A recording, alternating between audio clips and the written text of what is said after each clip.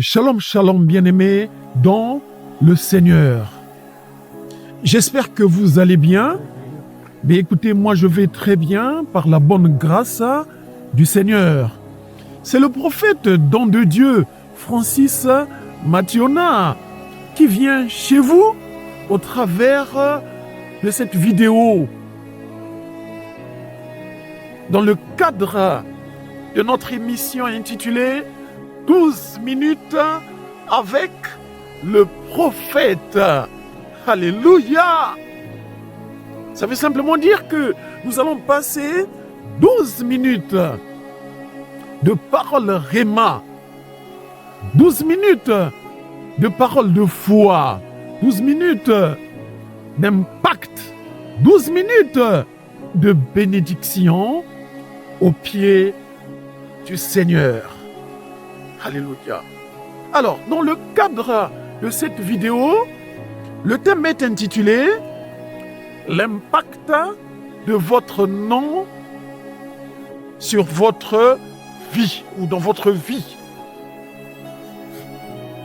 Bien-aimés, vous avez un nom. J'en ai un, je m'appelle Mathiona, c'est le nom de famille, don de Dieu, Francis. Je ne sais pas ce qu'il en est de vous.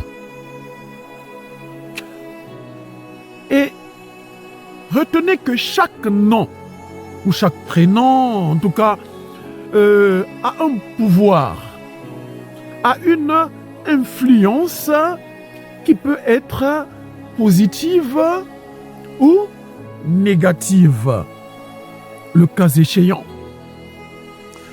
Vous conviendrez avec moi qu'à la naissance d'un enfant, eh bien, son nom résulte de la décision des parents ou des tuteurs, en tout cas, qui décident du nom ou des noms qu'ils vont donner à l'enfant qui vient de naître. Donc, personne ne choisit à la naissance le nom qu'il doit porter, etc.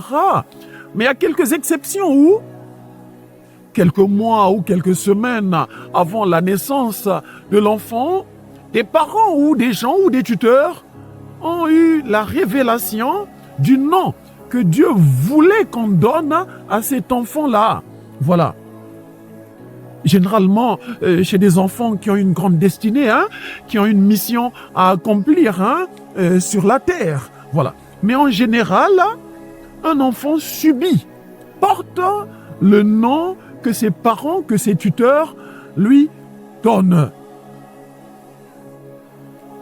Sauf que donner un nom à un enfant est une responsabilité. Simplement parce que si le nom en question a une connotation négative, eh bien, ce nom-là aura raison sur l'individu qui le portera désormais.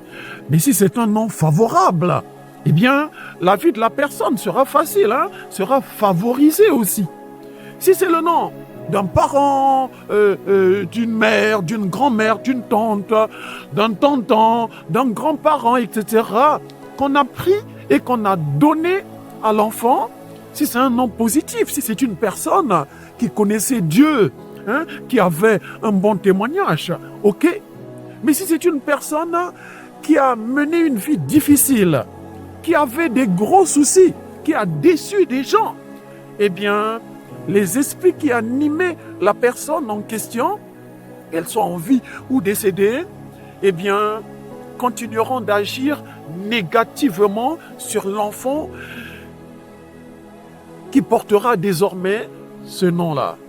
Simplement dit, si votre père ou votre mère avait une vie qui ne glorifiait pas le Seigneur, et que parce que c'est votre père, parce que c'est votre mère, consciente que la personne n'avait pas une vie glorieuse, une vie propre, vous prenez son nom et vous donnez à votre enfant, eh bien, si c'est quelqu'un qui était dans la sorcellerie, l'esprit de sorcellerie, la méchanceté, le caractère bizarre est transféré à votre enfant automatiquement.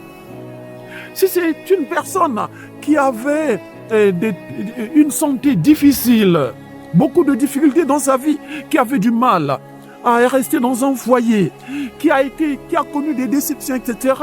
Sachez qu'en donnant le nom de cette femme-là à votre fille, vous transférez tout le bagage des difficultés, des secousses que la personne a manifesté, a connu. Et vous venez de transmettre ça à votre fille qui aura le même parcours que la personne, ou presque. C'est cela, bien-aimé. C'est pourquoi réfléchissez avant de prendre le nom d'une personne que vous donnerez à votre enfant. C'est une charge, c'est une responsabilité. Voilà pourquoi dans la Bible et dans l'histoire, Dieu lui-même a dû corriger cet état de fait, a dû changer les noms de plusieurs personnes dans la Bible et dans l'histoire. Parlons de vous-même. À un moment donné, vous devez chercher à savoir la signification de votre nom. Pourquoi vous le portez? Quelles sont les circonstances de votre naissance? Que signifie votre nom? Si c'est un nom positif, gloire au Seigneur. Mais si c'est un nom à connotation négative, à un moment donné, vous devez prier pour que l'esprit qui accompagne ce nom-là, pour que le caractère négatif qui accompagne votre nom soit brisé par la puissance de Dieu. Et au nom de Jésus-Christ de Nazareth, qui est au-dessus de tous les noms, afin que votre nom vous apporte la paix, le bonheur. Personnellement, j'ai prié avec mon épouse ou seul pour beaucoup de personnes qui ont connu des difficultés énormes, qui ont prié, jeûné. Mais ces soucis-là demeuraient dans leur vie jusqu'à ce que le Saint-Esprit nous inspire qu'en fait, les difficultés qu'ils traversaient avaient comme source leur nom. C'était un nom à connotation négative. C'était le nom d'un homonyme, un grand-père qui était dans la sorcellerie, qui était décédé. Une grand-mère qui avait telle ou telle difficulté.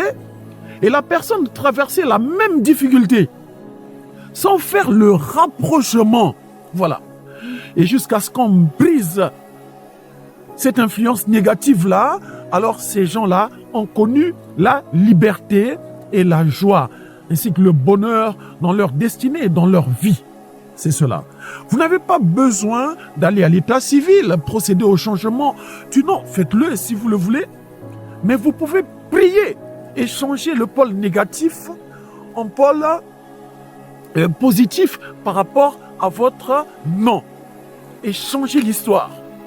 Sans tarder, nous allons ouvrir la Bible et voir comment Dieu a dû changer le nom des gens dans la Bible. Dans Genèse chapitre 17, verset 5. Genèse chapitre 17, verset 5. La Bible dit, on ne t'appellera plus Abram. Donc il s'agit de notre Père dans la foi. Mais ton nom sera Abraham. Car je te rends père d'une multitude de nations. Alléluia. Dieu s'adresse à un homme qui s'appelait Abram. Et Dieu a vu que c'était un homme qui avait une grande destinée. C'est un homme qui devait être le père de la foi. C'est un homme avec qui il devait écrire une histoire nouvelle. Mais Dieu est obligé de changer son nom pour que ce dernier ait accès à la bénédiction, ait accès à la faveur, ait accès à la grandeur. Et Dieu ne s'arrête pas à lui. Dieu va changer même le nom de son épouse, notre arrière-grand-mère dans la foi. Dans le même livre de Genèse 17, versets 15 à 16, la Bible dit, c'est Dieu qui s'adresse toujours à Abraham. Il dit, tu ne donneras plus à Saraï, ta femme, le nom de Saraï, mais son nom sera Sarah. Je la bénirai et je te donnerai d'elle un fils. Je la bénirai et elle deviendra des nations. Des rois de peuple sortiront d'elle. Donc Dieu dit à Abraham, le nom que tu portes est négatif. Tu ne peux pas accéder à la grandeur que je veux avec ce nom-là. Tu ne peux pas accéder à l'élévation qui t'attend avec ce nom-là. Ton nom change. Tu n'es plus Abraham, mais tu es désormais Abraham. Et même ta partenaire de destinée, Sarai, a un nom négatif. Désormais, son nom change. Tu l'appelleras Sarah. Parce que d'elle, je te donnerai un fils qui aura des jumeaux qui seront des patriarches. Donc Dieu voulait les bénir. Mais Dieu a vu que leur nom était négatif. Et Dieu a dû littéralement changer leur nom. Bien-aimé, peut-être que tu passes des moments difficiles. Peut-être que tu es limité. Tu traverses certaines difficultés dans ta vie. Quel est ton nom?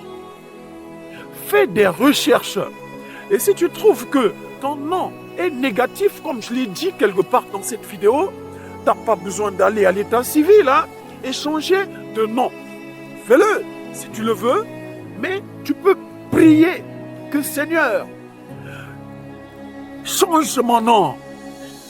Change mon nom, change mon histoire, Seigneur. Et Dieu va le faire. Et pour terminer, je vais prier pour toi.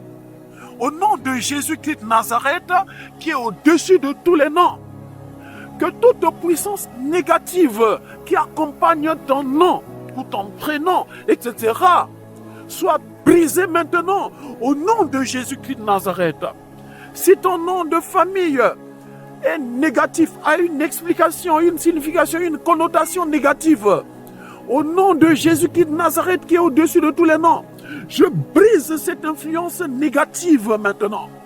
Si ton prénom ou le nom qu'on t'a donné qui appartenait à ton père, à ton grand-père, à ta grand-mère, à ta tante, à une personne, a une signification négative, je chasse l'esprit négatif qui accompagnait ce nom-là.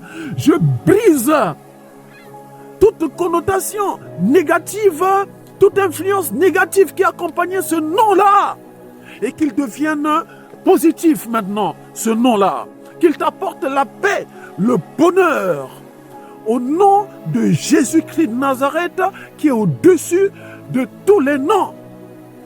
Que Dieu te bénisse, tu peux continuer de prier dans ce sens-là, et tu verras la gloire de Dieu dans ta vie. N'oublie pas, le nom a un pouvoir, a une influence qui se manifeste littéralement dans la vie de son porteur. Demeure béni et suis la prochaine vidéo où je continue d'aborder ce thème. Shalom.